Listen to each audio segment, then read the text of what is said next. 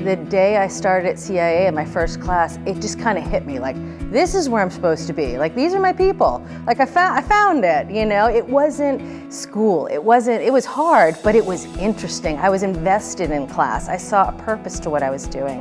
When I first left the CIA, I worked for catering companies, I worked at Greystone, and then I started working in wineries. But then I got a chance to come to Cooks Illustrated magazine in '99. And it was a friend of mine from CIA, a close friend. She had been a test cook.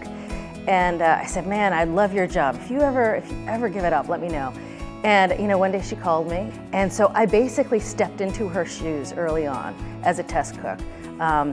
I was low man on the totem pole. I did the dishes, I did the shopping, I helped prep other people's recipes. You know, after being in America's Test Kitchen and Cooks Illustrated for a year or two, the TV show happened. And everyone who worked there was on the show.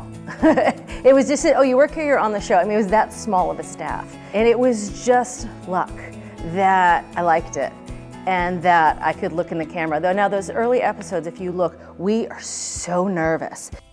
It is fun. It's fun to explain all the cooking we do here at America's Test Kitchen, what our focus is, how many tests we do over and over to try to make not only the perfect recipe, but make a recipe that people can create at home. Because we can make anything here in the Test Kitchen. It's whether or not you can replicate that in a home scenario with a totally different cook. That's our success.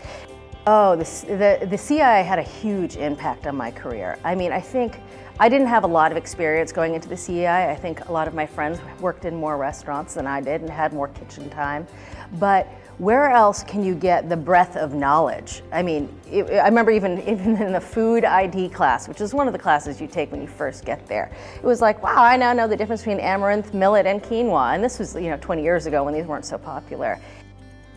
If I was looking for a quality of why I'm good at what I do, I think it's just that I care. I really care that people cook at home, because I'm a firm believer that if you learn to cook at home, your life will be better, period.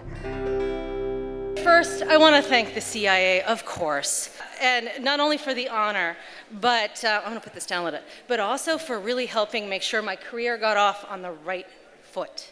I'm so proud to be a CIA alum. And quite frankly, I don't think I would have the career I have now if it wasn't for that CIA degree in my pocket. Proud to be CIA.